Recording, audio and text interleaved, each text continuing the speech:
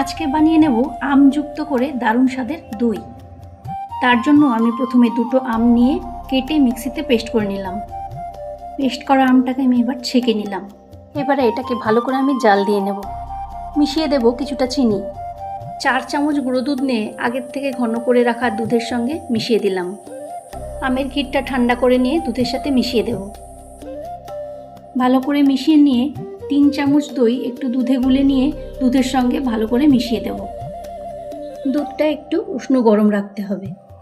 7 থেকে 8 ঘন্টা রেখে দেওয়ার পর দইটা খুব সুন্দর বসে গেছে। এরপর রেখে দেবো ফ্রিজে।